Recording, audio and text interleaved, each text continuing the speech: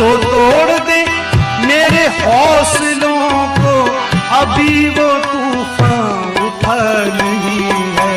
ऐ जिंदगी कितनी खूबसूरत जिन्हें अभी। My dear students, once again welcome to all of you students. इसके पहले के लेक्चर में हम लोगों ने प्रश्न संग्रह 1.1 कंप्लीट कर चुके हैं, सारे प्रश्न हल कर चुके हैं।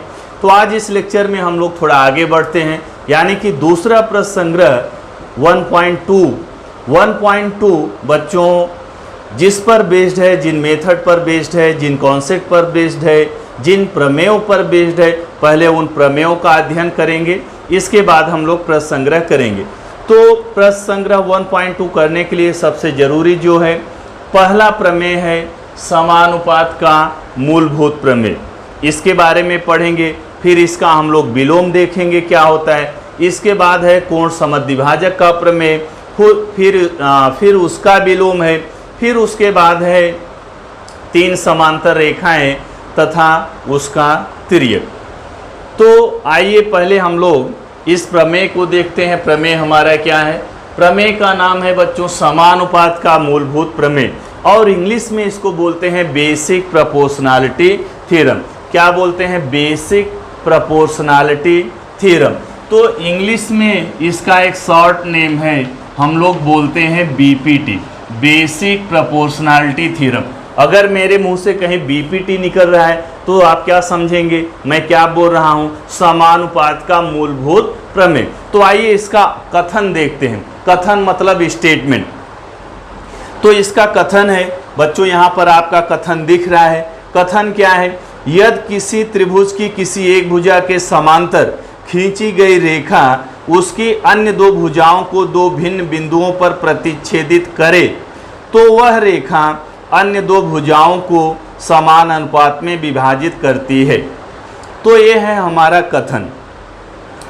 कथन किसका कथन है? हमारे प्रमेय का। प्रमेय का नाम क्या है? समानुपात का मूलभूत प्रमेय। तो बच्चों इस लेसन में सबसे इंपॉर्टेंट प्रमेय यही है, समानुपात का मूलभूत प्रमेय। कथन एक बार फिर से पढ़ते हैं।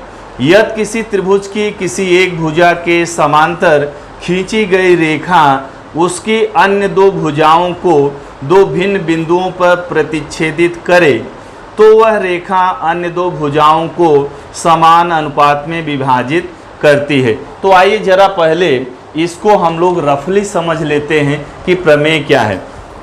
यदि किसी त्रिभुज की किसी एक भुजा के समांतर, यदि किसी त्रिभुज की किसी एक भुजा के समांतर खींची गई रेखा। तो आइए मान लिया कि एक त्रिभुज है।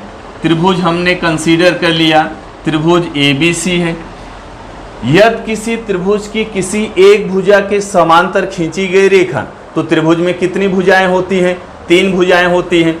किसी त्रिभुज के किसी एक भुजा के समांतर खींची गई रेखा, त्रिभुज की किसी एक भुजा के समांतर खींची गई रेखा अन्य दो भुजाओं को दो भिन्न बिंदुओं पर प्रतिच्छेदित करती है, तो वह रेखा उन दोनों भुजाओं को समान अनुपात में बांटती है।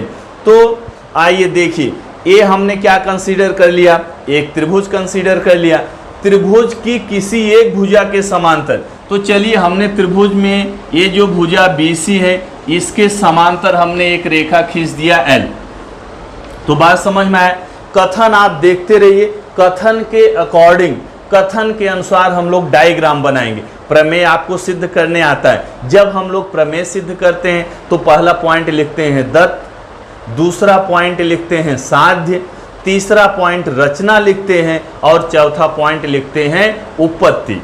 तो कथन में ही हमारा, अगर हमको कथन अच्छे से समझ में आ गया तो बच्चों कथन को ही देख के हम लोग दत्त लिख सकते हैं, साध्य लिख सकते हैं। बात समझ में आई? दो चीज़ें बहुत ही आसान हो जाती हैं।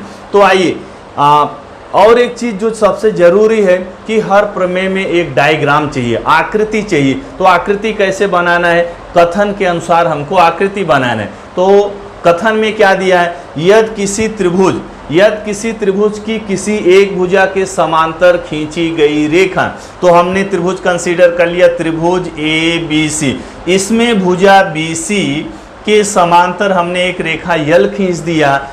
किसी भुजा के समांतर खींची गई रेखा अन्य दोनों भुजाओं को दो भिन्न बिंदुओं पर प्रतिच्छेदित करती है। तो देखिए ध्यान से, इस भुजा के समांतर हमने रेखा यल खींचा और यह रेखा यल अन्य दोनों भुजाओं यानी भुजा AB तथा भुजा BC को दो भिन्न बिंदुओं पर प्रतिच्छेदित करती है। तो कर रही है ना दो भिन्न बिंदुओं पर प्रतिच्छेदित। तो चलो एक ये बिंदु जो है इसको मान लिया बिंदु P है, इसको मान लिया बिंदु Q है।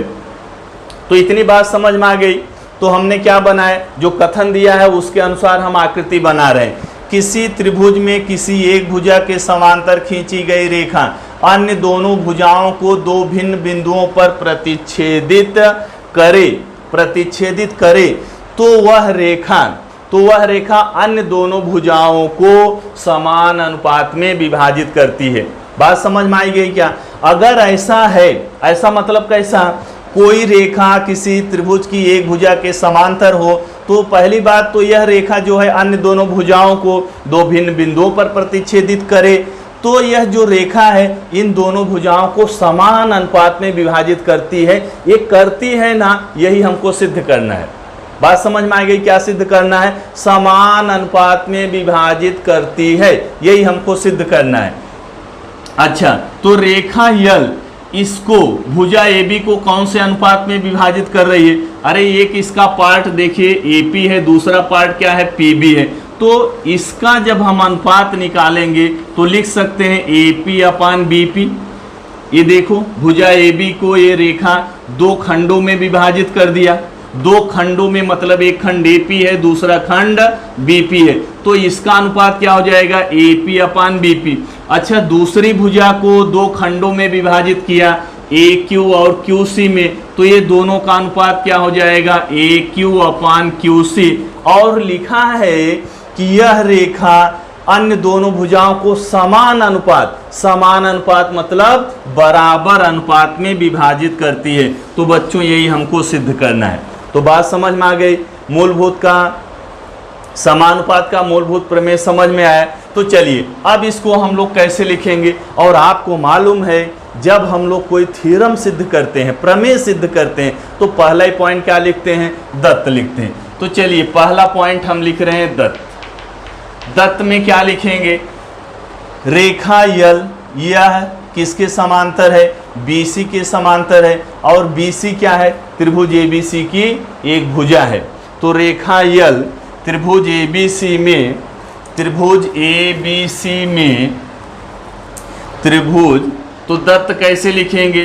त्रिभुज ABC में रेखा यल, कौन सी रेखा? यल समांतर है, किसके समांतर है? भुजा BC की।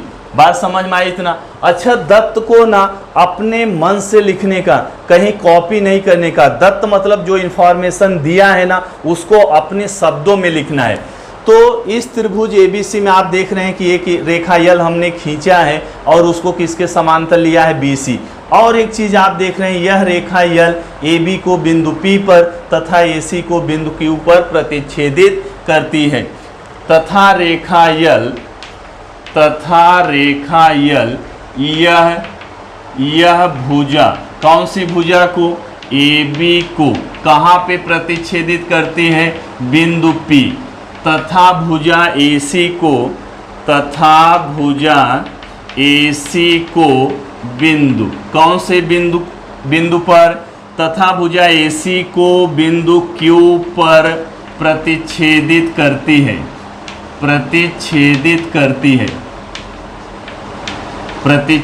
करती है। तो दत्त समझ में आ गया? दत्त समझ में आया? कोई एक रेखा यल है जो भुजा BC के समांतर है और भुजाओं AB तथा AC को क्रमशः बिंदु P तथा Q पर प्रतिच्छेदित करती है। तो अगला पॉइंट क्या होता है हमारा? दत्त के बाद हम लोग क्या लिखते हैं? साध्य। क्या लिखते हैं? साध्य। अच्छा बताइए साध्य क्या हो गया इसमें? साध्य मतलब क्या? हमको क्या सिद्ध करना है? तो क्या सिद्ध करना है किसी त्रिभुज की एक भुजा के समांतर खींची गई रेखा अन्य दो भुजाओं को दो भिन्न बिंदुओं पर प्रतिच्छेदित करे, यहां तक हो गया दत्त, प्रतिच्छेदित करे तो वह अन्य दोनों भुजाओं को समान अनुपात में विभाजित करती है। यह है हमारा साध्य। तो वो समान अनुपात में विभाजित करती है। तो समान अनुपात हमने बताया कि किस तरह से विभाजन हो रहा है। AP बटे क्या, AP बटे BP बराबर AQ बटे QC। तो ये साध्य तक आपको समझ में आ गया।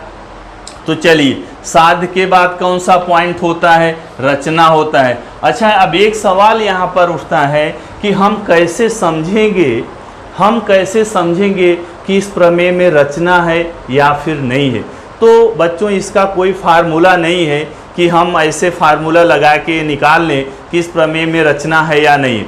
तो रचना है या नहीं है ये डिपेंड करता है आपकी प्रैक्टिस पर, आपने कितना अच्छे से प्रैक्टिस किया है।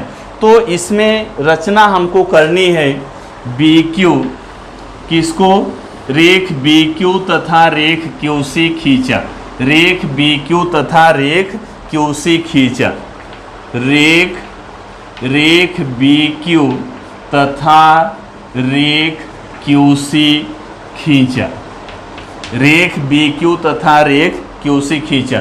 ये हमारी रचना हो गई। रचना के बाद हम लोग क्या करते हैं, उपपत्ति। रचना के बाद क्या आता है, उपपत्ति। उपपत्ति समझते हैं। उपपत्ति मतलब आप प्रमेय को किस तरह से सिद्ध कर रहे हैं। तो आइए अब देखते हैं प्रमेय को किस तरह से सिद्ध करना है। तो आकृति को जरा एकदम ध्यान से देखिए। इस आकृति में त्रिभुज APQ तथा त्रिभुज BPQ, दो त्रिभुज हम कंसीडर कर रहे हैं। कौन कौन सा त्रिभुज, त्रिभुज APQ तथा त्रिभुज BPQ।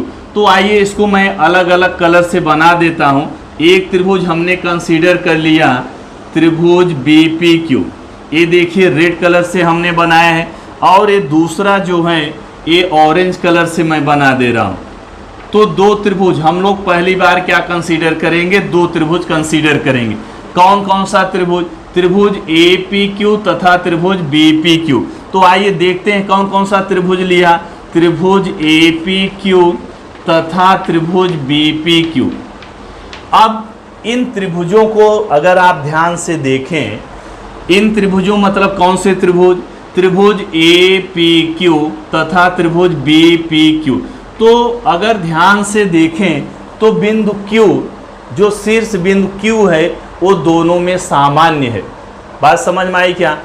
APQ, त्रिभुज APQ बिंदु Q है, त्रिभुज BPQ इसमें भी बिंदु Q है। तो इन दोनों त्रिभुजों में एक सामान्य शीर्ष बिंदु है और हमने APQ में इसको आधार मान लिया। किसको आधार मान लिया, AP को हमने मान लिया कि APQ का आधार है AP और BPQ का आधार हमने मान लिया BP। बात समझ में आई क्या। तो क्या, अच्छा आधार इसको कैसे मान सकते हैं, मैं आपको बताऊं, किसी त्रिभुज में किसी भी भुजा को आप आधार मान सकते हैं। आधार मान सकते हैं किसी भी भुजा को।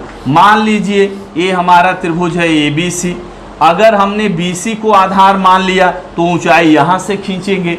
और समझो अगर हमने AC को आधार मान लिया तो ऊंचाई यहाँ से खींचेंगे। तो ऊंचाई मालूम है क्या, त्रिभुज की ऊंचाई क्या होती है, त्रिभुज के किसी भी शीर्ष बिंदु से सम्मुख भुजा पर डाले गए लंब को त्रिभुज की ऊंचाई कहते हैं।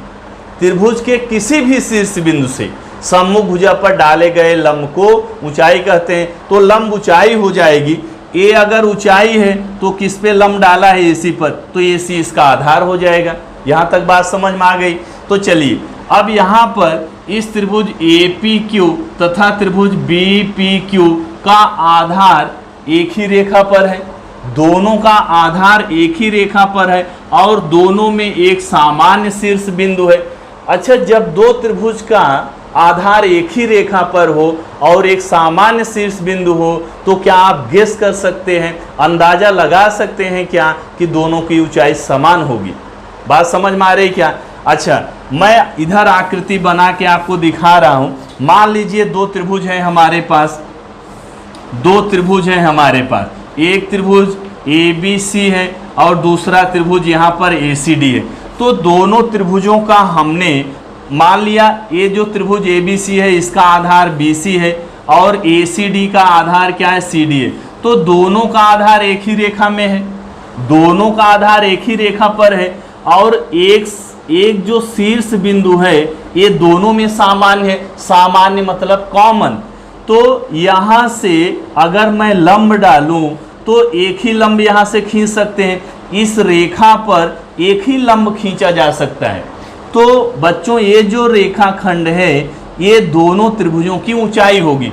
तो कहने का मतलब अगर दो त्रिभुजों के आधार एक ही रेखा पर हो और उसमें एक सामान्य शीर्ष बिंदु हो तो बच्चों उन दोनों त्रिभुजों की ऊंचाई क्या होती है, समान होती है।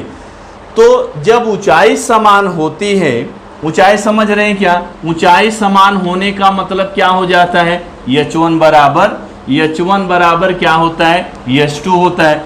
जब H1 बराबर H2 होता है तो आपको गुणधर्म मालूम है A1/A2 बराबर क्या हो जाता है, B1/B2। मतलब दोनों त्रिभुजों के क्षेत्रफलों का अनुपात उनके संगत आधारों के अनुपात के बराबर होता है। तो बस इसमें यही हमको समझना है कि हमने जो त्रिभुज कंसीडर किया, कौन सा त्रिभुज, त्रिभुज APQ तथा त्रिभुज BPQ, दोनों का आधार, इसका आधार AP, इसका आधार BP एक ही रेखा में है और एक सामान्य शीर्ष बिंदु Q है। अतः दोनों त्रिभुजों की ऊंचाई क्या होगी, समान होगी। जब ऊंचाई समान होगी तो इसका मतलब H1 बराबर H2 हो गया। और हमको गुणधर्म बहुत अच्छे से मालूम है कि जब H1 बराबर H2 होता है तो उन त्रिभुजों के क्षेत्रफलों का अनुपात उनके संगत आधारों के अनुपात के बराबर होता है। तो बात समझ में आ गई, यही कॉन्सेप्ट हम लोग यूज करने वाले हैं। तो आइए कौन कौन सा त्रिभुज हमने लिया, त्रिभुज APQ तथा त्रिभुज BPQ। त्रिभुज APQ, त्रिभुज APQ तथा त्रिभुज APQ तथा त्रिभुज BPQ तथा त्रिभुज BPQ के आधार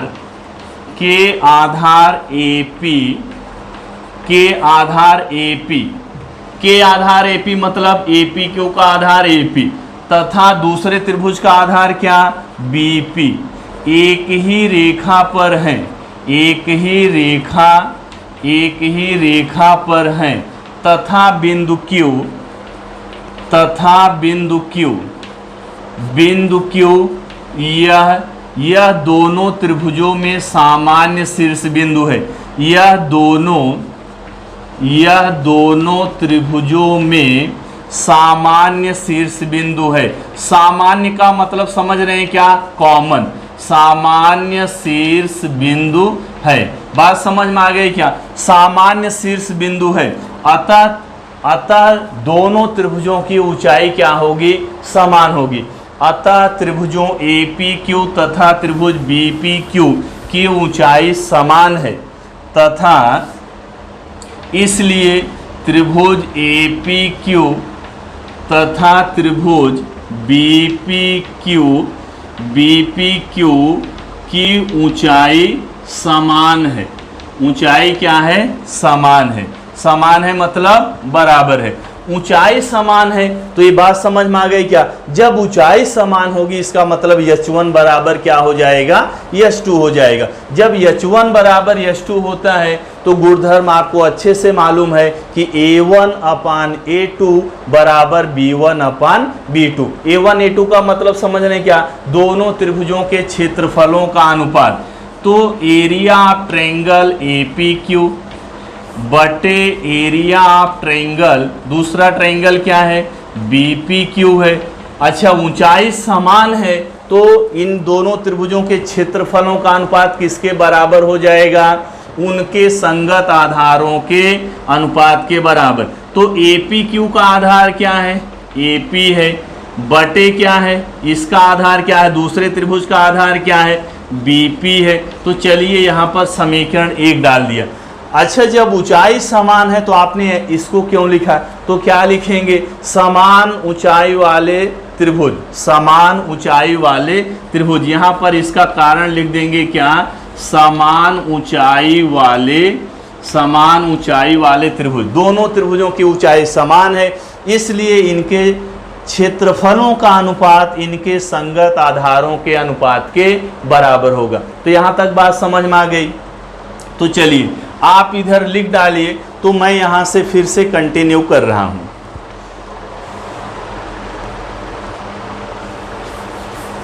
तो चलिए समीकरण 1 समझ में आ गया आपको। तो अब आते हैं हम लोग दूसरा दो त्रिभुज और हम लोग इसमें कंसीडर करेंगे। तो दो अलग त्रिभुज कौन सा अभी हम लोग लेंगे? एक त्रिभुज हम लोग लेंगे त्रिभुज APQ, एक त्रिभुज वही APQ, और दूसरा त्रिभुज मैं ये कंसीडर करूंगा CPQ। ये देखो ब्लू कलर से मैं बना रहा हूं CPQ। तो अब हम लोग दूसरा त्रिभुजों की दूसरी जोड़ियां कंसीडर करने जा रहे हैं। कौन कौन सा त्रिभुज कंसीडर करेंगे? APQ जो पहले में लिया था, ये तो वही वाला। दूसरा हम लोग कौन सा त्रिभुज लेंगे? CPQ। अच्छा, आप दोनों त्रिभुजों को ध्यान से देखिए। कौन कौन से त्रिभुज को ध्यान से देखना है? APQ और CPQ। तो इन दोनों में AQ मान लिया, APQ में अभी आधार मान लिया हमने AQ को, अभी किसको आधार मान लेंगे? AQ को। और किसको आधार? इस त्रिभुज CPQ में किसको आधार मान लो? QC को। तो इस त्रिभुज का आधार AQ, इस त्रिभुज CPQ का आधार QC, एक ही रेखा पर है, और इसमें एक सामान्य शीर्ष बिंदु आपको दिखाई दे रहा है। कौन सा? P। तो बच्चों इन दोनों त्रिभुजों की भी ऊंचाई समान हो जाएगी। बात समझ में आई क्या? जब दो त्रिभुजों के आधार एक ही रेखा पर हो और एक शीर्ष बिंदु सामान्य हो, तो दोनों त्रिभुजों की ऊंचाई क्या होती है? दोनों त्रिभुजों की ऊंचाई क्या होगी? समान होगी। तो अब हम लोग अच्छा क्या सिद्ध करना है? AP/BP। जो सिद्ध करना है मैं यहां पर लिख दे रहा हूं, AP/PB बराबर AQ/QC। अब मैं इधर रफ करता हूं। तो दूसरी बार हम लोग कौन से दो त्रिभुज कंसीडर कर रहे हैं? त्रिभुज APQ तथा त्रिभुज CPQ। तो जैसे अभी हमने लिखा था सेम उसी वाक्य की तरह अब हमको लिखना है। अब क्या? त्रिभुज APQ तथा त्रिभुज CPQ के आधार APQ में पहले आधार क्या लिया था? AP लिया था। अभी आधार क्या ले रहे हैं? AQ। त्रिभुज APQ तथा त्रिभुज CPQ के आधार AQ तथा QC एक ही रेखा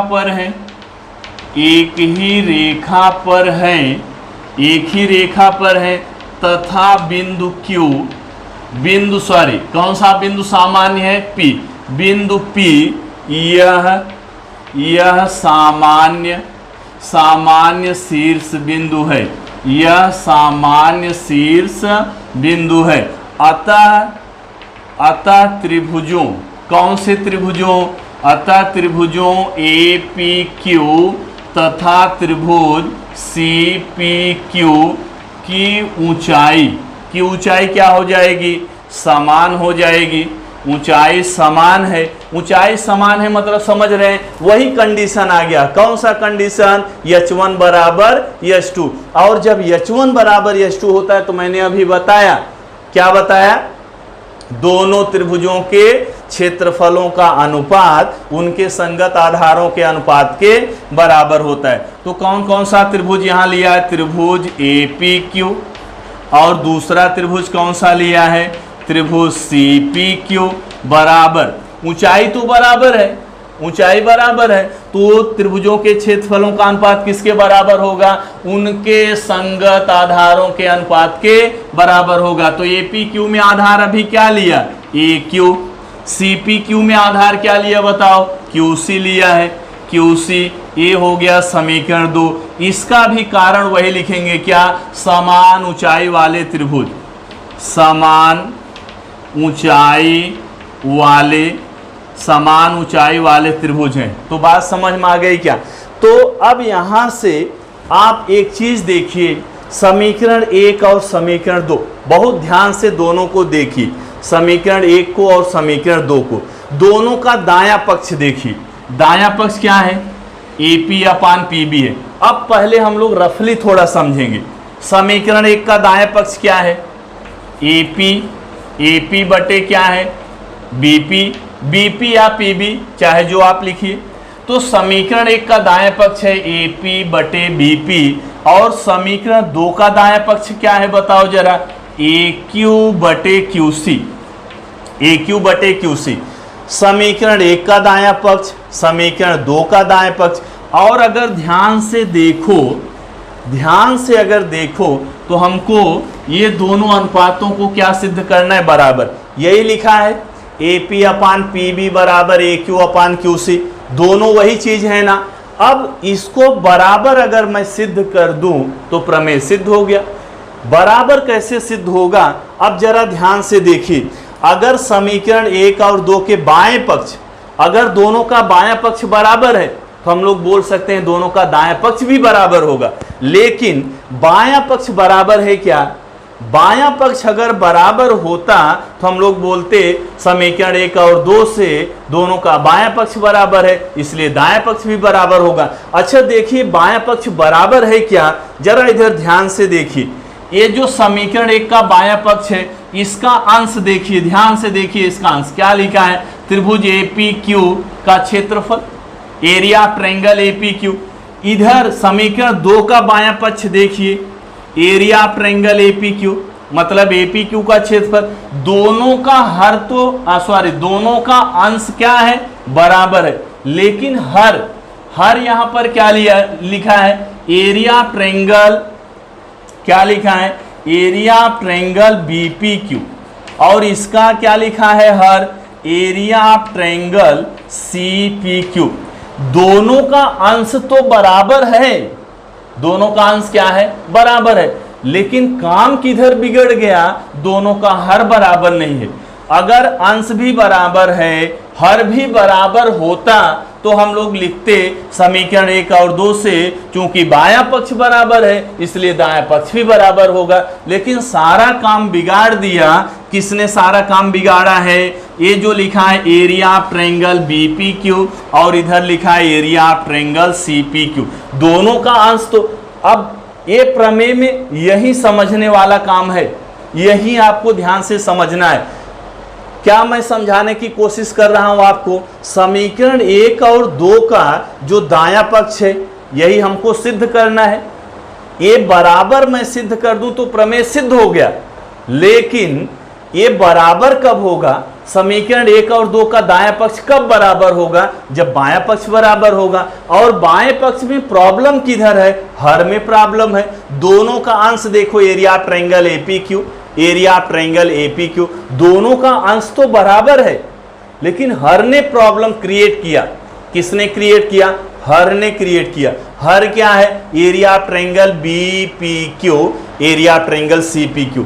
तो कहने का मतलब जो हर बराबर नहीं है, अगर हर भी बराबर हो जाए, अगर हर भी बराबर हो जाए तो हम लोग क्या कह सकते हैं कि समीकरण 1 और 2 का बाएं पक्ष बराबर है, इसलिए दाएं पक्ष भी बराबर होगा। तो प्रॉब्लम किधर क्रिएट हुआ? दोनों का हर बराबर नहीं है। ये दोनों का क्षेत्रफल बराबर है कि नहीं है, ये हमको सिद्ध करना। मतलब अगर मैं ये सिद्ध कर दूं कि दोनों का ये जो हर लिखा है ना, इसका क्षेत्रफल भी बराबर है, इसका क्षेत्रफल भी बराबर है, तो हम लोग समीकरण की सहायता से सिद्ध कर सकते हैं। तो चलिए कोशिश करते हैं ये सिद्ध करने का कि दोनों का क्षेत्रफल बराबर है क्या। तो कौन सा त्रिभुज है? BPQ और CPQ। तो आइए जरा डायग्राम में ध्यान से देखिए। डायग्राम में अब हम लोग क्या करेंगे, ध्यान से देखिए। कौन कौन सा त्रिभुज? BPQ। BPQ को यहाँ आप देखिए रेड कलर से मैं बना रहा हूं। ये BPQ हो गया, ये क्या हो गया? BPQ हो गया। अच्छा दूसरा देखो, येलो कलर से बना रहा हूं, ये दिख रहा है क्या? ये वाला त्रिभुज दिखा है क्या? BPQ। ये त्रिभुज हो गया CPQ। अब दोनों त्रिभुज ध्यान से देखिए, दोनों का B P Q, P Q आ रहा है, C P Q, P Q आ रहा है, तो हम दोनों त्रिभुजों को मान लेते हैं कि दोनों त्रिभुजों का सामान्य आधार पी क्यू है। मैं आपको एक चीज बताया कि किसी भी त्रिभुज में किसी भी भुजा को आप आधार मान सकते हैं, बराबर, किसी भी भुजा को आधार मान सकते हैं। तो हमने बी पी क्यू में किसको आधार मान लिया? पी क्यू को। सी पी क्यू में किसको आधार मान लिया? पी क्यू को। अच्छा, जब आधार हमने मान लिया पी क्यू, तो जरा ध्यान से देखो, बी पी क्यू आधार क्या है? पी क्यू है। इस त्रिभुज की ऊंचाई यहां से इस पे लंब डाल देंगे, यही हो जाएगी ना। इस त्रिभुज की ऊंचाई, ये जो रेखाखंड हमने खींचा येलो कलर का, ये किसकी ऊंचाई बताएगा? बी पी क्यू की। क्यों? इसके शीर्ष बिंदु बी से हमने पी क्यू पर लंब खींचा है, तो ये रेखाखंड बी पी क्यू की ऊंचाई हो गई। अच्छा, दूसरा त्रिभुज देखिए, सी पी क्यू। दूसरा त्रिभुज दिखा क्या? C P Q. अच्छा, सी पी क्यू में आधार किसको माना है? पी क्यू को। तो ये शीर्ष बिंदु से यहां लंब डालेंगे, यहां लंब डालेंगे। अच्छा, ये जो है, ये रेखाखंड जो ब्लू कलर का रेखाखंड है, ये किसकी ऊंचाई है? सी पी क्यू की। इतना बात समझ में आ गई। अच्छा, ध्यान से देखिए, ए वाला रेखाखंड और ए वाला रेखाखंड दोनों समांतर रेखाओं के बीच की दूरी प्रदर्शित कर रहे हैं। ए वाला रेखाखंड इन दोनों समांतर रेखाओं के बीच की दूरी है, और ए रेखाखंड भी इन दोनों समांतर रेखाओं के बीच की दूरी है। तो किन्हीं भी दो समांतर रेखाओं के बीच की दूरी हर जगह क्या होती है? समान होती है। तो निष्कर्ष क्या निकला? निष्कर्ष क्या निकला? बी पी क्यू तथा सी पी क्यू का आधार पी क्यू सामान्य आधार है, दोनों का आधार सामान्य हो गया, तथा दोनों त्रिभुजों की ऊंचाई भी समान है, दोनों त्रिभुजों की ऊंचाई भी समान है। और बच्चों, हम लोगों को अच्छी तरह से मालूम है, यह दो त्रिभुजों की ऊंचाई भी समान है और उनके आधार भी समान है, तो दोनों का क्षेत्रफल क्या होता है? बराबर होता है। बात समझ में आ गई क्या? तो चलिए, अब इसको मैं लिखता हूं यहां पर, त्रिभुज बी पी क्यू तथा त्रिभुज सी पी क्यू में सामान्य आधार पी क्यू, त्रिभुज कौन सा? त्रिभुज बी पी क्यू। त्रिभुज बी पी क्यू तथा त्रिभुज सी पी क्यू में सामान्य आधार पी क्यू है। क्या सामान्य आधार है? अच्छा, सामान्य आधार कहने का मतलब क्या? दोनों में आधार कॉमन है, इसका मतलब B1 बराबर क्या हो गया? B2 हो गया। तथा दोनों त्रिभुज दो समांतर रेखाओं के बीच हैं, दो समांतर रेखाओं के बीच हैं, दो समांतर रेखाओं के बीच हैं, इसलिए दोनों त्रिभुज की ऊंचाई क्या होगी? समान होगी। दोनों त्रिभुज की ऊंचाई क्या होगी? समान। अगर इतनी चीज आपको समझ में आ गई तो फिर प्रॉब्लम नहीं है। त्रिभुज बी पी क्यू का आधार पी क्यू, त्रिभुज सी पी क्यू का आधार पी क्यू।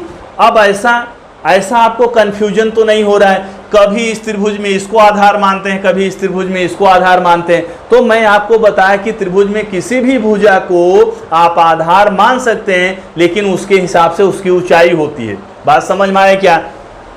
तो त्रिभुजों बी पी क्यू तथा सी पी क्यू में सामान्य आधार क्या है?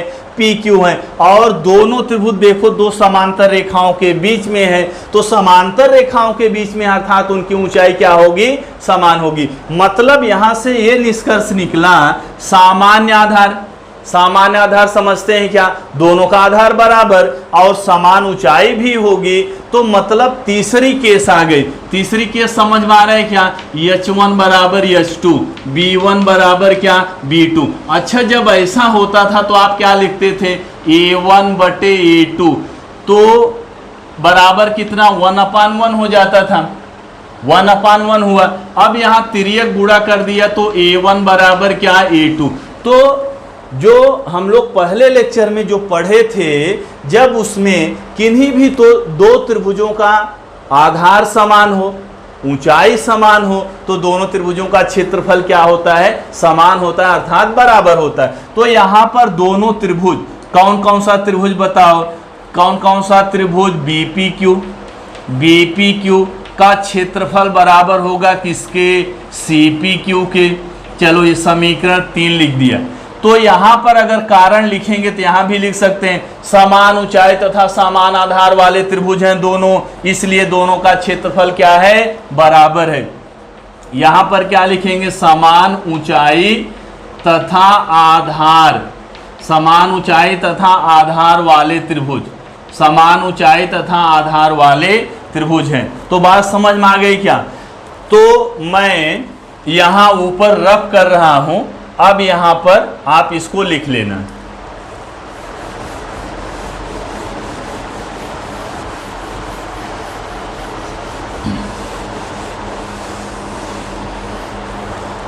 तो चलिए बच्चों, अब जो प्रॉब्लम था, प्रॉब्लम हमने क्या बताया था, सिद्ध करने में समीकरण 1 और 2, जो समीकरण 1 और 2 है, ये दोनों समीकरणों की एक बड़ी भूमिका है कि इसको हम लोग सिद्ध कर पाएंगे कब, जब दोनों का बायां पक्ष बराबर होगा। और बाएं पक्ष में प्रॉब्लम किधर क्रिएट हुआ था, ये जो एरिया ऑफ ट्रायंगल BPQ है और एरिया ऑफ ट्रायंगल CPQ है, दोनों अलग अलग दिख रहा था, दोनों अलग अलग दिख रहा था। हमने समीकरण 3 में क्या बता दिया कि नहीं, दोनों अलग, नाम अलग है, नाम अलग है, लेकिन क्षेत्रफल दोनों का बराबर है। किसका क्षेत्रफल बराबर है, एरिया ऑफ ट्रायंगल BPQ बराबर एरिया ऑफ ट्रायंगल CPQ। तो ये जो लिखा है इसका हर जो है एरिया ऑफ ट्रायंगल BPQ और एरिया ऑफ ट्रायंगल CPQ, अंश तो सेम नाम है, नाम तो वही है, area of triangle APQ, area of triangle APQ, दोनों का अंश तो हमको एकदम क्लियरली दिख रहा है, बराबर है। हर में जो प्रॉब्लम था कि ये दोनों का क्षेत्रफल बराबर है क्या, हमने यहां पर बताया, हाँ दोनों का क्षेत्रफल बराबर है। तो यहां लिखेंगे समीकरण 1, 2 तथा 3 से, समीकरण 1, 2 तथा 3 से। अच्छा, तो यहां से बताओ ये दोनों का क्षेत्रफल बराबर हो जाएगा, ये दोनों का क्षेत्रफल क्या होगा, बराबर हो जाएगा। तो एरिया ऑफ ट्रायंगल क्या, APQ बटे area of triangle, area of triangle BPQ बराबर एरिया ऑफ ट्रायंगल APQ बटे एरिया ऑफ ट्रायंगल CPQ, बराबर समझ में आए क्या। तो दोनों के बाएं पक्ष, दोनों का बायां पक्ष किसका, समीकरण 1 और समीकरण दोनों 2 का, ये देखो बायां पक्ष, ये देखो इसका बायां पक्ष, हर तो अंश तो पहले से बराबर था, हर में जो प्रॉब्लम था उसको समीकरण 3 ने क्लियर कर दिया कि नहीं, ये जो हर लिखा है ना, इसका भी क्षेत्रफल बराबर है। तो इसका मतलब ये जो बायां पक्ष है इसके बाएं पक्ष के बराबर है। तो चलिए, इसलिए अच्छा अब ये ध्यान से देखो, area of triangle APQ upon area of triangle BPQ, area of triangle APQ upon area of triangle BPQ किसके बराबर है, AP अपान BP के। तो इसकी जगह पे क्या लिख दूं मैं, AP अपान BP लिख दूं, बात समझ में आ गई। AP अपान क्या हो गया, BP, और ये देखो ये area of triangle APQ upon area of triangle CPQ, इस एक किसके बराबर है, AQ अपान QC के, AQ अपान QC के। यहां पर हमने क्या यूज किया, समीकरण 1 तथा 2, तो यहां पर लिख दो समीकरण 1 तथा 2 से। तो क्या आप ध्यान से देख पा रहे हो क्या कि हमारा प्रमेय सिद्ध हो गया, प्रमेय सिद्ध हो गया। AP अपान BP बराबर AQ अपान QC, ये देखो साध्य हमने यहाँ पर लिख दिया था, तो यही सिद्ध करना था। तो प्रमेय सिद्ध हो गया क्या, AP अपान BP बराबर AQ अपान QC। तो प्रमेय सिद्ध हो गया। तो एक बार फिर से मैं बहुत शॉर्ट टाइम में इसको रिवाइज कर रहा हूँ। त्रिभुज में अब ये तो प्रमेय सिद्ध करने की बात हो गई। कब हम लोग बीपीटी अप्लाई करेंगे? क्वेश्चन में, प्रश्न में बीपीटी कब अप्लाई करेंगे? यदि कोई रेखा त्रिभुज की किसी एक भुजा के समांतर हो, मतलब रेखा जो है किसी एक भुजा के समांतर हो, त्रिभुज की किसी एक भुजा के समांतर खींची गई रेखा अन्य दोनों भुजाओं को समान अनुपात में विभाजित करती है, तो बच्चों यही है प्रमेय। तो इसका विलोम अब हम लोग पढ़ेंगे, लेकिन विलोम पढ़ने से पहले एकदम आपको एक क्लियर होना चाहिए, एकदम क्लियर होना चाहिए। किसी त्रिभुज में किसी एक भुजा के समांतर खींची गई रेखा, अब ध्यान देना बीपीटी क्या होता है। किसी त्रिभुज में किसी एक भुजा के समांतर खींची गई रेखा, तो हमने त्रिभुज एबीसी लिया, इस भुजा के समांतर हमने रेखा खींच दिया, यह रेखा अन्य दोनों भुजाओं को अन्य दो भिन्न बिंदुओं पर प्रतिच्छेदित करती है।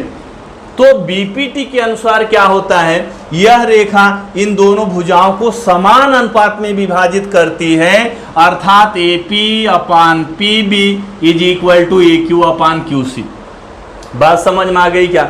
बीपीटी अप्लाई करने के लिए क्या मालूम होना चाहिए? कोई एक रेखा त्रिभुज के किसी एक भुजा के समांतर दिया होना चाहिए, समांतर दिया होना चाहिए।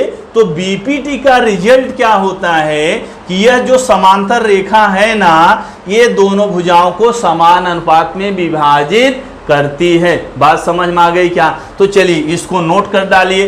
अब हम लोग क्या पढ़ेंगे? समानुपात का मूलभूत प्रमेय का विलोम। तो चलिए इसको आप लिख डालिए। तो आइए बच्चों, अब देखते हैं समानुपात का मूलभूत प्रमेय का विलोम। किसका विलोम? जो अभी हमने प्रमेय पढ़ा। कौन सा प्रमेय पढ़ा? समानुपात का मूलभूत प्रमेय। कौन सा पढ़ा? समानुपात का मूलभूत प्रमेय। समानुपात का मूलभूत प्रमेय। अब हमको क्या पढ़ना है? इसका विलोम। किसका विलोम? समानुपात का मूलभूत प्रमेय जो है, इसका विलोम पढ़ना है। तो देखिए यहाँ पर आपका स्टेटमेंट, यानी कि ये जो इसका विलोम है ना, इसका कथन यहाँ पर दिख रहा है। तो इसका कथन क्या है? यदि कोई रेखा किसी त्रिभुज की दो भुजाओं को समान अनुपात में विभाजित करती है, तो वह रेखा उस त्रिभुज की तीसरी भुजा के समांतर होती है। तो चलिए एक बार इसको देखते हैं। इसमें हमने क्या किया? यदि कोई रेखा, मान लिया त्रिभुज एबीसी है, मान लिया क्या? त्रिभुज एबीसी है। यदि कोई रेखा त्रिभुज की किसी एक भुजा के समांतर हो, त्रिभुज के किसी एक भुजा के समांतर हो, तो अन्य दोनों भुजाओं को समान अनुपात में विभाजित करती है। तो इसमें दत्त में आपने क्या लिखा था? दत्त में क्या लिखा था? यह रेखा यल समांतर है किसके? भुजा BC के। बात समझ में आई? तो साध्य में क्या लिखा था? साध्य में क्या लिखा था? साध्य में आपने लिखा था यह रेखा अन्य दोनों भुजाओं को समान अनुपात में विभाजित करती है, अर्थात AP बटे BP बराबर लिखा था AQ बटे QC। तो बच्चों ये जो विलोम होता है, किसी भी प्रमेय का विलोम, ये जो विलोम, जो विलोम है ना, वो भी तो प्रमेय ही है।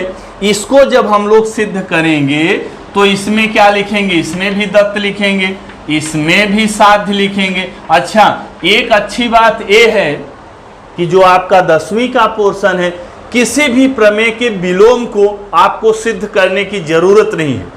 सिद्ध करना आपके पोर्शन में नहीं, विलोम को सिद्ध करना नहीं। कोई भी प्रमेय होने दो, उसके विलोम को सिद्ध नहीं करना, सिर्फ समझना है, ताकि हम लोग जो प्रश्न आएगा उसको हल कर सकें। सिर्फ आपको विलोम को समझना है, सिद्ध नहीं करना है। अच्छा, तो आइए देखते हैं। ये तो समानुपात का मूलभूत प्रमेय आपको अच्छे समझ में आ गया। यदि कोई रेखा त्रिभुज की किसी एक भुजा के समांतर हो, ये क्या है? दत्त है। तो यह रेखा अन्य दोनों भुजाओं को समान अनुपात में विभाजित करती है। ये साध्य है, ये सिद्ध करना है। मतलब बीपीटी का यही रिजल्ट है, यही उसका निष्कर्ष है।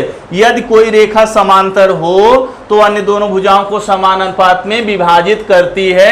ये है बीपीटी, यानी कि समानुपात का मूलभूत प्रमेय है। बात समझ में आई। अब इसका विलोम, विलोम मतलब उल्टा, तो उल्टा कैसे हो जाएगा? ये देखो, जो साध्य है ये साध्य कहाँ चला जाएगा? दत्त में चला जाएगा। और जो इधर लिखा है दत्त, दत्त किस में आ जाएगा? दत्त आ जाएगा साध्य में। मतलब उल्टा कर दो, जो यहाँ दत्त है वो विलोम में क्या बनेगा? साध्य बनेगा। और जो यहाँ पर साध्य है वो क्या बनेगा? दत्त बनेगा। स्टेटमेंट आपको दिख रहा है, क्या लिखा है? यदि कोई रेखा किसी त्रिभुज की अन्य दोनों भुजाओं को समान अनुपात में विभाजित करती है तो वह रेखा त्रिभुज की तीसरी भुजा के समांतर होती है। मतलब ये जो साध्य है ये कहाँ पे आ गया? दत्त में आ गया। दत्त में आ गया मतलब AP अपान PB बराबर AQ अपान QC।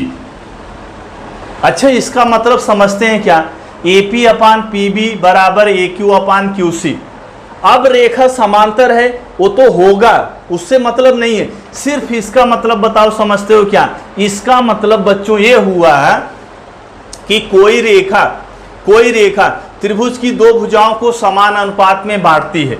कोई रेखा, अब हम विलोम आपको बता रहे, कोई रेखा त्रिभुज की दो भुजाओं को यदि समान अनुपात में बांटती है, समान अनुपात में विभाजित करती है, तो वह रेखा क्या होती है? ये कहाँ जा रहा है? साध्य में जा रहा है। यल समांतर किसके? भुजा BC के। बराबर समझ में आए क्या? अब इसका एक्सप्लेनेशन देखो। यदि कोई रेखा त्रिभुज की दो भुजाओं को समान अनुपात में बांटती है, समान अनुपात में विभाजित करती है, तो वह रेखा त्रिभुज की तीसरी भुजा के समांतर होती है। ये है इस समानुपात का मूलभूत प्रमेय जो है उसका विलोम है। बात समझ में आ गई। इसको सिद्ध नहीं करना है, इसको हम लोग बस समझना है कि प्रश्न में कैसे अप्लाई करेंगे। एक बार फिर दोनों की तुलना मैं कर रहा हूं।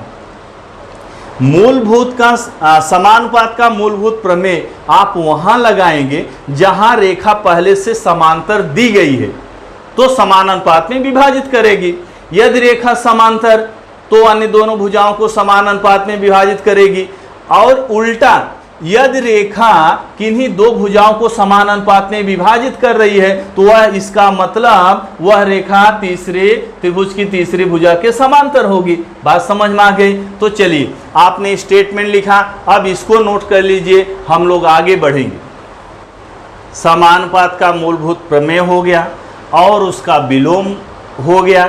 हमको समझ में आ गया कब समानुपात का मूलभूत प्रमेय अप्लाई करेंगे और कब उसके विलोम को अप्लाई करेंगे। इसके बाद सबसे महत्वपूर्ण एक और प्रमेय है जिसका नाम है त्रिभुज के कोण संधिभाजक का प्रमेय। त्रिभुज के कोण संधिभाजक का प्रमेय। तो देखो यहाँ पर कथन दिख रहा है, कथन को आप नोट कर लीजिए, यहाँ से नोट कर लीजिए या फिर आपके पास टेक्स्ट बुक है तो वहाँ से नोट कर लीजिए। तो इस प्रमेय का कथन क्या है? किसी त्रिभुज में कोण का संधिभाजक, किसी त्रिभुज में कोण का संधिभाजक कोण की सम्मुख भुजा को अन्य भुजाओं की लंबाइयों के अनुपात में विभाजित करता है। तो ये है इस प्रमेय का स्टेटमेंट, यानी कि कथन।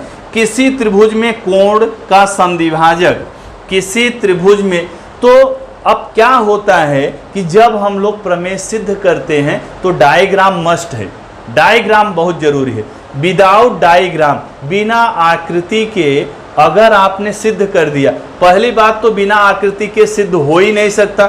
मान लीजिए कि कैसे भी आपने लिख दिया, तो एक चीज ध्यान में रखना कि जो एग्जाम होता है, बोर्ड का एग्जाम, उसमें लिखा रहता है साफ साफ, अगर कोई प्रमेय बिना आकृति के सिद्ध किया गया है तो उस पे आपको 0 मार्क्स मिलेगा। तो आकृति बहुत इंपॉर्टेंट है। अच्छा, अब कथन पढ़ते हैं, पहले आकृति हम लोग बनाते हैं। किसी त्रिभुज में कोण का संधिभाजक, किसी त्रिभुज में कोण का संधिभाजक। तो आइए एक त्रिभुज बनाते हैं, एक त्रिभुज बना दिया, एक त्रिभुज, किसी त्रिभुज में कोण का समद्विभाजक, किसी त्रिभुज में, तो चलो ये त्रिभुज हो गया, ये त्रिभुज हो गया, कौन सा त्रिभुज ले लिया, त्रिभुज ABC, किसी त्रिभुज में कोण का समद्विभाजक, चलो ये कोण A है, इसका हमने समद्विभाजक, यहाँ इसका समद्विभाजक खींच दिया, मान लीजिए AD, यह जो AD है इस कोण का समद्विभाजक है। समद्विभाजक समझते हैं ना, ऐसा रेखाखंड जो किसी कोण को दो बराबर भागों में बांटे तो उसको कहते हैं कोण समद्विभाजक। किसी त्रिभुज में किसी कोण का समद्विभाजक सम्मुख भुजा को, कोण के सम्मुख भुजा, अच्छा इस कोण का तो समद्विभाजक खींचा, इस कोण के सम्मुख कौन सी भुजा है, BC, बराबर ना। किसी त्रिभुज में किसी कोण का समद्विभाजक कोण के सम्मुख भुजा को, कोण की सम्मुख भुजा को त्रिभुज की अन्य दोनों भुजाओं के अनुपात में विभाजित करता है। बात समझ में आई क्या? किसी त्रिभुज में किसी कोण का कोण समद्विभाजक इस कोण के सम्मुख भुजा को अन्य दो त्रिभुज की शेष दोनों भुजाओं या त्रिभुज की अन्य दोनों भुजाओं के अनुपात में विभाजित करता है। तो इसको थोड़ा थोड़ा समझते हैं। कौन सा त्रिभुज लिया हमने, त्रिभुज ABC। अच्छा AD क्या है बताओ, AD जो है कोण A का समद्विभाजक है, तो कोण के सम्मुख भुजा कौन सी, BC। BC को बताओ कौन से अनुपात में विभाजित किया है, BD अनुपाते BC ना, BD अनुपाते BC। तो यही बोल रहा है, स्टेटमेंट में क्या बोल रहा है, किसी त्रिभुज में किसी कोण का समद्विभाजक इस कोण के सम्मुख भुजा को कौन से अनुपात में विभाजित करता है, त्रिभुज की शेष दोनों भुजाओं के अनुपात में। अच्छा त्रिभुज की शेष दोनों भुजाओं कौन सी हैं, त्रिभुज की शेष दोनों भुजाएं कौन सी हैं, एक को तो इस भुजा BC को तो इसने विभाजित किया, तो शेष भुजाएं क्या है, AB और AC हैं। तो मतलब ये जो कोण समद्विभाजक है इस भुजा को BC को BD और BC के अनुपात में विभाजित किया है। ये बता रहा है कि कोण समद्विभाजक कोण के सम्मुख भुजा को शेष दोनों भुजाएं AB और AC हैं। मतलब ये कोण समद्विभाजक इसको शेष दोनों भुजाओं के अनुपात में ही विभाजित करता है, मतलब दोनों बराबर होते हैं। बात समझ में आ गई क्या? किसी त्रिभुज में किसी कोण का समद्विभाजक कोण के सम्मुख भुजा को कौन से अनुपात में विभाजित करता है, त्रिभुज की शेष दोनों भुजाओं के अनुपात में विभाजित करता है। शेष दोनों भुजाएं कौन सी हैं, AB और AC। तो AB और AC का अनुपात क्या होगा, AB बटे AC। यहाँ पर क्या हो गया, BD बटे DC। अच्छा इसमें एक चीज और ध्यान रखना है, हमने लिखा BD बटे DC, तो BD अगर अंश में लिखा है तो BD के ही साइड में कौन सी साइड है, AB। BD के बाजू में कौन सी साइड है, AB। जब इधर BD आपने अंश में लिखा तो AB को कहाँ लिखना है, अंश में लिखना है। इसको BD बटे DC, सॉरी यहाँ पर क्या आएगा, DC, BD बटे DC, BD बटे DC। DC को कहाँ लिखा, हर में। DC के बाजू में कौन सी साइड है, AC, तो ये दोनों हर में आ गया। अच्छा मान लो इसको हम ऐसे अगर लिखते, DC अपान BD लिखते, क्या लिखते, DC अपान BD। तो DC को कहाँ लिखा है, अंश में। DC के बाजू में कौन सी साइड है, AC, तो इधर AC अंश में आ जाएगा, AB कहाँ पे आ जाएगा, हर में। तो बात समझ में आएगा क्या? इस चीज पर विशेष ध्यान रखना है। अगर हमने लिखा BD बटे DC तो बराबर में लिखेंगे AB बटे AC। अगर हमने लिखा DC बटे BD तो DC अंश में, तो दूसरी साइड में अंश में क्या होगा, AC बटे AB हो जाएगा। इतनी बात समझ में आ गई क्या? तो चलिए दत्त अब लिखते हैं। इस प्रमेय का दत्त मतलब क्या दिया है, AD क्या दिया है, AD त्रिभुज ABC के कोण BAC का समद्विभाजक है। AD रेख AD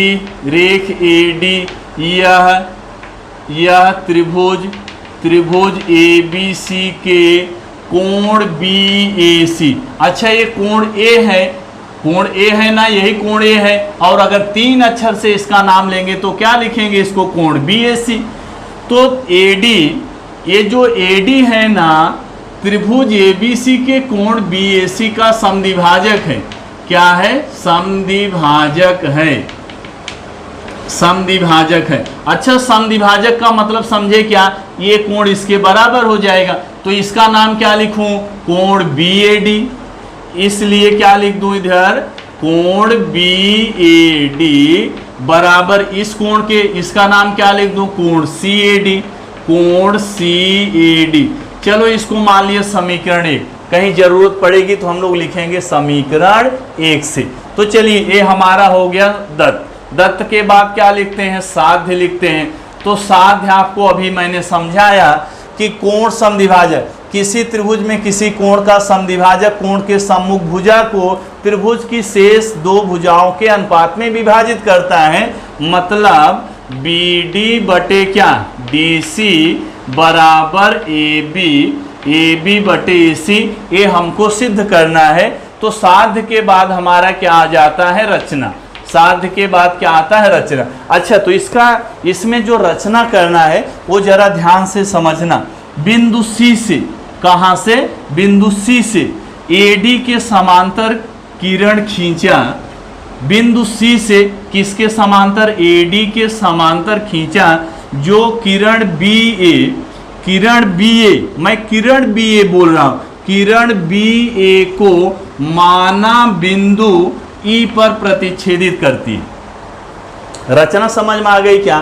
बिंदु C से, कहां से, बिंदु C से AD के समांतर रेखा खींचा, जो किरण BA को बिंदु E पर प्रतिच्छेदित करती है।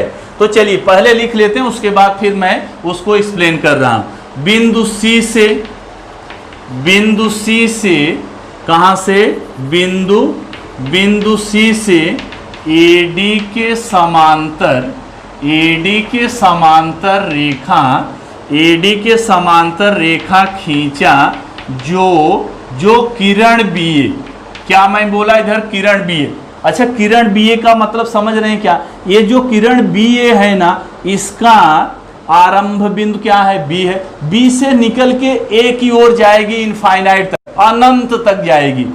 तो बिंदु C से AD के समांतर, बिंदु C से AD के समांतर ऐसे रेखा खींचा, जो किरण BA को कहां पर प्रतिच्छेदित करती है, बिंदु E पर खींचा, जो किरण BA को बिंदु E पर प्रतिच्छेदित करती है, बिंदु E पर प्रतिच्छेदित करती है। चलिए रचना तक समझ में आ गया आपको। अब इसके बाद क्या हेडिंग आती है, उपपत्ति। कौन सी हेडिंग आती है, उपपत्ति। उपपत्ति मतलब क्या होता है, किस तरह से हम लोग इसको सिद्ध करेंगे। तो आइए इसमें पहले हम लोग जरा इसको रफली समझते हैं, उसके बाद फिर हम लोग इसको लिख लिख के सॉल्व करेंगे, लिख लिख के सिद्ध करेंगे। तो आइए जरा इसमें ध्यान दीजिए। ये जो AD है, अब मैं सेम कलर से बना रहा हूं, ध्यान देना। ये दोनों समांतर हैं। AD समांतर किसके, EC के। AD समांतर किसके, EC के। क्यों समांतर, रचना किया है, रचना में यही किया ना, AD के समांतर यहां से रेखा खींचा। अच्छा, तो जब ये दोनों रेखाएं समांतर, अगर मैं इसको मतलब किसको, ये जो रेखा है इसको मान लो तिर्यक रेखा, इसको क्या मान लूं, तिर्यक रेखा। और जब दो समांतर रेखाओं को एक तिर्यक रेखा काटती है तो उसके संगत कोण क्या होते हैं, बराबर होते हैं। अब संगत कोण आपको पहचान में आता है क्या मालूम, संगत कोण आप पहचानते हो कि नहीं पहचानते हो। ये दोनों समांतर रेखा है, ये तिर्यक रेखा है, तो संगत कोण, ये देखो ये कोण, ये वाला कोण इसके संगत कोण हो जाएगा। समझ में आए क्या, ये देखो अलग से दो समांतर रेखाएं, तिर्यक रेखा, तो ये दोनों संगत कोण, संगत कोण समझ में आ गया। अच्छा, इसका मतलब यह कोण इसके बराबर है, यह कोण इसके बराबर, यह मतलब कौन सा कोण, BAD, इस कोण के बराबर। इसका नाम क्या लिख दूं, AEC लिख दूं। चलो लिख दिया। कौन सा कोण, BAD, ये BAD, ये कोण BAD बराबर इस कोण के, और इस कोण का नाम है AEC। ये दोनों समझ में आ गया क्या, क्यों बराबर है, संगत कोण है। अच्छा, अब जरा और इधर ध्यान दीजिए, आकृति में ये दोनों कैसी रेखाएं हैं, समांतर रेखाएं हैं। ये दोनों समांतर रेखाएं, तो अगर मैं AC को तिर्यक रेखा मान लूं, किसको तिर्यक रेखा मान लूं? AC को मान लूं।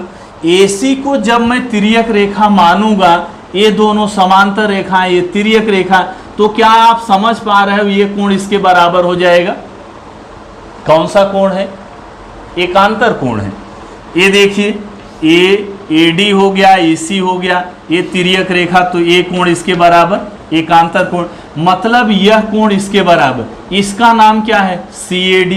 कोण CAD बराबर ए कोण। अच्छा, इस कोण का नाम बताओ कौन सा है? ACE है। कोण ACE क्यों बराबर हुआ? एकांतर कोण की वजह से। अच्छा, अब एक चीज और ध्यान दो, ये दोनों तो बराबर हैं, ये दोनों कोण बराबर हैं। BAD किसके बराबर है? CAD की। यहाँ हमने लिखा है BAD बराबर CAD।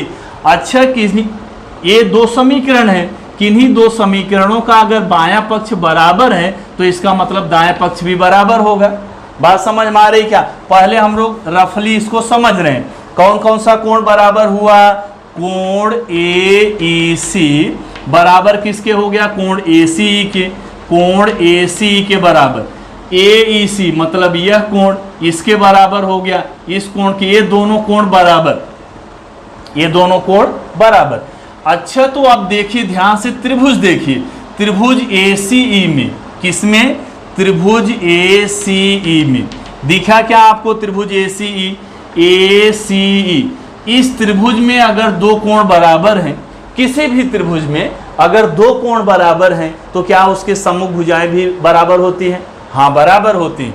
यदि किसी त्रिभुज में दो कोण सर्वांग सम हो तो उसके सम्मुख भुजाएं भी सर्वांग सम होती हैं। या इसका उल्टा आप बोल सकते हैं, यदि किसी त्रिभुज में दो भुजाएं सर्वांग सम हो तो उसके सम्मुख कोण भी सर्वांग सम होते हैं। तो बात समझ में आई गई क्या? ये दोनों कोण क्या है? बराबर है। अच्छा, तो इस कोण के सामने की भुजा कौन सी है? इस कोण के सामने की भुजा है AE। कौन सी भुजा है? AE। कि इस कोण के सामने की भुजा कौन सी है? AC। तो इसका मतलब AE और AC दोनों बराबर है। AE किसके बराबर है? AC के बराबर है। अच्छा, और अब ध्यान से देखिए, जो मैं दिखा रहा हूं वही देखिए। अब आप ध्यान से देखिए त्रिभुज BAD, क्या ध्यान से देखना है? त्रिभुज BAD दिखा, BC, यहां से देखिए त्रिभुज BCE, ये वाला त्रिभुज जो ब्लू कलर का हमने बनाया, दिखा क्या? त्रिभुज BCE। इस त्रिभुज में दो भुजाएं समांतर हैं। ये देखो, इस त्रिभुज में AD किसके समांतर है? EC के। और BPT कब अप्लाई करते हैं? जब किसी त्रिभुज की किसी एक भुजा के कोई समांतर रेखा खींची गई है तो दोनों भुजाओं को समान अनुपात में विभाजित करेगी। मतलब इसमें हम लोग समानुपात का मूलभूत प्रमेय भी लगाएंगे। तो दिखा क्या आपको त्रिभुज? कौन सा त्रिभुज? BCE। अच्छा, अलग से मैं बना दे रहा हूं। ये देखो BC, यहां पर ऐसे एक भुजा जो है इसके समांतर है। यहां पर क्या लिखा है? A लिखा है। यहां पर क्या लिखा है? A लिखा है। यहां पर क्या लिखा है? D। तो इस त्रिभुज BCE में, कौन से त्रिभुज में? BCE में यह जो AD है इसके समांतर है। तो अच्छा, BPT हमने तो सीधा ऐसे त्रिभुज बनाया था, ये रेखा समांतर थी, तो ये दोनों का अनुपात इसके अनुपात के बराबर। आकृति थोड़ा से उल्टी है, लेकिन बात तो वही है। किसी त्रिभुज में किसी एक भुजा के समांतर खींची गई रेखा इन दोनों भुजाओं को समान अनुपात में विभाजित करेगी। मतलब क्या? AD बराबर क्या? BD बटे DC, BD बटे क्या? DC बराबर क्या हो जाएगा? AB बटे बराबर क्या? AB बटे क्या हो जाएगा? AE। अच्छा, AB बटे AE कहाँ से लिखा? समानुपात के मूलभूत प्रमेय से। अच्छा, अब ध्यान से देखिए, जो AE है, AE किसके बराबर है? AC के बराबर है। तो हम इस AE को हटा करके यहाँ पर क्या लिख देंगे? AC लिख देंगे। तो ध्यान से अब देखिए, ये जो है इसके बराबर हो गया, और यही तो सिद्ध करना है, BD बटे DC बराबर AB बटे AC। तो बात समझ में आ गई। चलो, अब इसको हम लोग सिस्टमेटिक ढंग से लिखते हैं। तो चलिए अब इसका उत्पत्ति हम लोग कहाँ से शुरू करेंगे। अब चूंकि AD समांतर है किसके, CE के, अब ऐसे लिखेंगे AD समांतर AC तथा BE यह तिर्यक रेखा है, BE यह तिर्यक रेखा है। इसलिए अच्छा AD समांतर C और इसको हमने तिर्यक रेखा ले लिया तो संगत कोण कौन सा, BAD बराबर कोण AEC। कौन सा कोण, BAD। कोण BAD बराबर कोण AEC। चलो इसको समीकरण 1, इसका कारण क्या लिखेंगे, संगत कोण। क्या है, दोनों संगत कोण हैं। अभी गुणधर्म हमने आपको बताया, जब कोई तिर्यक रेखा किन्हीं दो समांतर रेखाओं को प्रतिच्छेदित करती है तो उसके संगत कोण क्या होते हैं, बराबर होते हैं। तथा AD समांतर AC तथा, अभी तिर्यक रेखा किसको हम लोग लेंगे, तिर्यक रेखा AC को, तथा AC यह तिर्यक रेखा, AC क्या है, अभी तिर्यक रेखा AC को ले लिया, तिर्यक रेखा है। इसलिए अभी जब इसको हमने तिर्यक रेखा लिया था तो किसको बराबर किया था, इसके एकांतर कोण CAD। कोण CAD बराबर, ये कोण इसके बराबर हो जाएगा, कोण CAD बराबर कोण ACE बराबर कोण ACE। ये समीकरण 2 हो गया। इसका कारण क्या लिखेंगे, एकांतर कोण, एकांतर कोण। अब देखिए आप समीकरण, अच्छा समीकरण 1 यहाँ हमने डाला है तो ये समीकरण 2 हो जाएगा। इसको क्या लिख दूं, समीकरण 3। तो समीकरण 1, 2 और 3 से आप देख रहे हो क्या, ये कोण BAD और कोण CAD, ये समीकरण 1 में बताया गया कि ये दोनों बराबर हैं। ये दोनों बराबर है तो ये दोनों बराबर हो जाएंगे। तो समीकरण 1, 2 तथा 3 से, कहां से, समीकरण 1, 2 तथा 3 से। अच्छा बताओ समीकरण 1, 2 तथा 3 से क्या लिख सकते हैं, AEC, कोण AEC बराबर कोण ACE। कोण AEC बराबर कोण ACE। तो कोण AEC बराबर कोण ACE, चलिए समीकरण नंबर 4 डाल दिया। अच्छा हमने ये दोनों कोणों को बराबर कर लिया, कौन कौन से कोण को, कोण AEC तथा कोण ACE को बराबर कर लिया। तो अब क्या लिखेंगे, अब त्रिभुज ACE में, अब त्रिभुज ACE में, अब त्रिभुज ACE में दो कोण बराबर हैं। कौन से कोण बराबर हैं, अरे समीकरण नंबर 4 में लिखा है, कोण AEC बराबर कोण AC। कहां से, समीकरण 4 से। समीकरण 4 में लिखा है ना, दोनों कोण बराबर हैं। तो दोनों कोण बराबर हैं तो अब हमने क्या ले लिया, ये वाला त्रिभुज ले लिया और इस त्रिभुज में हमने बता दिया कि दो कोण बराबर हैं। और जब किसी त्रिभुज में दो कोण बराबर होते हैं तो उनकी सम्मुख भुजाएं क्या होती हैं, बराबर होती हैं। तो कौन कौन सी भुजा बराबर कर दूं, AE बराबर क्या, AC। AE बराबर AC, इसको समीकरण 5। इसका कारण, यहां पर कारण क्या लिखेंगे, कारण क्या लिखेंगे, किस सर्वांगसम कोणों की सम्मुख भुजाएं। तो यहां पर आप कारण लिख लेना, सर्वांगसम कोणों की सम्मुख भुजाएं। बात समझ में आ गई क्या। तो चलिए इधर का आप नोट कर लो, मैं यहां से रफ करके आगे यहां से कंटिन्यू कर रहा हूं। तो आइए अब त्रिभुज BCE में, अब त्रिभुज BCE में AD समांतर EC। अब जो त्रिभुज मैं दिखा रहा हूं ना, सिर्फ वही त्रिभुज देखना। कौन सा त्रिभुज, BCE। ये त्रिभुज दिखा क्या, अभी हमने रफली भी आपको अच्छे से समझाया था। त्रिभुज BCE में ये देख रहे हैं ना, AD किसके समांतर है, EC के। अच्छा कहां से समांतर, आपने क्यों लिख दिया समांतर है, अरे रचना में हमने किया है कि AD के समांतर यहां से रेखा खींचा था। अच्छा, तो किसी त्रिभुज में किसी भुजा के समांतर अगर कोई रेखा है तो हम लोग वहां पर बीपीटी अप्लाई कर सकते हैं। अच्छा, बीपीटी से यहां मैं क्या लिख सकता हूं, क्या लिख सकता हूं बताओ, ए बी अपान ए बराबर बी डी बटे क्या डीसी, बराबर क्या लिख दूं, बी डी बटे डीसी। अच्छा, किसी को आगे पीछे कोई भी अनुपात लिख सकते हैं, बी डी बटे क्या डीसी, बी डी बटे क्या डीसी, बी डी बटे डीसी बराबर ए बी बटे क्या ए बी बटे ए। कहां से लिखा, समानुपात का मूलभूत प्रमेय, समानुपात का मूलभूत प्रमेय, समानुपात का मूलभूत प्रमेय से।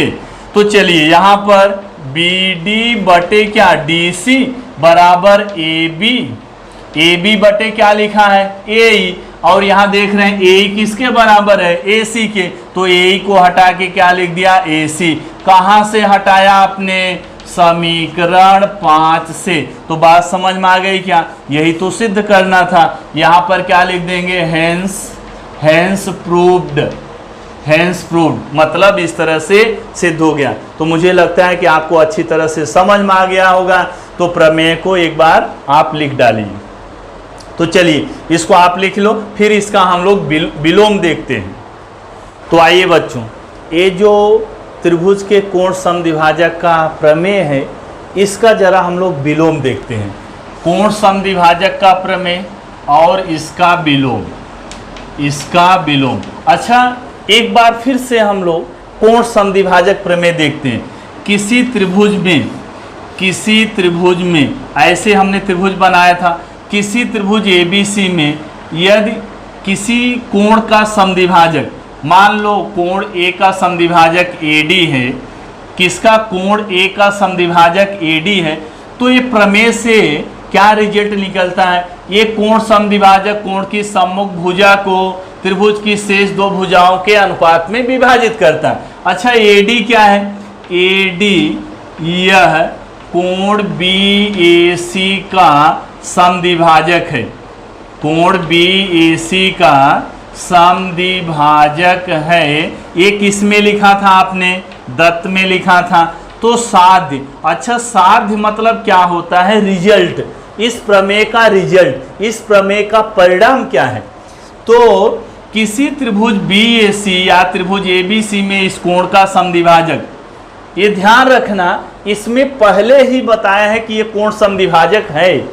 अगर ये कोण समद्विभाजक है तो सम्मुख भुजा कौन सी है, बीसी, इसको कौन से अनुपात में बांटेगा, शेष दोनों भुजाओं के अनुपात में, यानी ए बी अपान ए सी। ये इसका परिणाम है, इसका रिजल्ट है, इसका साध्य। जब हम लोग इसका विलोम लिखेंगे तो अच्छा बताओ, ये साध्य कहाँ चला जाएगा, दत्त में चला जाएगा, और जो हमने इधर दत्त लिखा है ये कहाँ पर आ जाता है, साध्य में आ जाता है। अच्छा, तो मान लो आकृति यही मैं रखता हूं, आकृति कौन सी है, ये त्रिभुज ए बी सी, यहां पर एडी है, एडी है। अच्छा, इसमें तो पहले से दे दिया कि ये कोण समद्विभाजक है, ये कोण समद्विभाजक है, और दत्त कहां जा रहा है, साध्य में। अब दत्त में हम कोण समद्विभाजक नहीं लिख सकते, दत्त में क्या लिखेंगे, ये साध्य देखो दत्त में जा रहा है, मतलब ये जो रेख है, रेख मतलब रेखाखंड एडी है, इस प्रकार से है।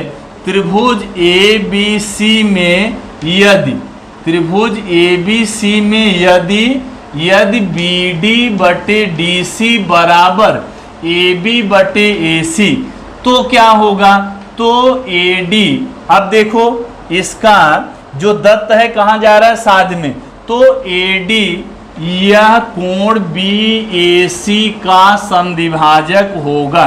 बात समझ में आ गई क्या। अच्छा, अब इसका अगर मैं इसका वर्णन करूं, इसका एक्सप्लेनेशन करूं, तो ऐसा कर सकते हैं, यदि किसी त्रिभुज एबीसी में एडी इस प्रकार हो, एडी को देखो कोण समद्विभाजक नहीं बोला, त्रिभुज एबीसी में एडी इस प्रकार हो कि बी डी बटे डी सी बराबर ए बी बटे ए सी, यदि इस आकृति में एडी इस प्रकार हो कि इस भुजा का अनुपात ये दोनों भुजाओं के अनुपात के बराबर है, तो इसका मतलब ये हुआ कि ये जो एडी है ना, इस कोण का समद्विभाजक है। बात समझ में आ गई क्या? अब अप्लाई कर सकते हैं क्या? प्रश्न में अप्लाई कर सकते हैं। प्रश्न में किस तरह से अप्लाई? अगर पहले ही दे दिया कि कोण समद्विभाजक है तो कोण समद्विभाजक का प्रमेय, अगर इस तरह से अनुपात दिया तो इसका मतलब यह रेखाखंड क्या होगा? इस कोण का कोण समद्विभाजक होगा। बात समझ में आ गई क्या? अच्छा, बात समझ में आ गई तो इसको नोट कर लो। और विलोम जितने भी प्रमेय हैं, सारे प्रमेय का विलोम हमको सिद्ध नहीं करना है, सिर्फ उसका रिजल्ट पढ़ना है ताकि हम लोग प्रश्न में अप्लाई कर सकें। तो बात समझ में आ गई? तो अब इसको नोट कर डालिए।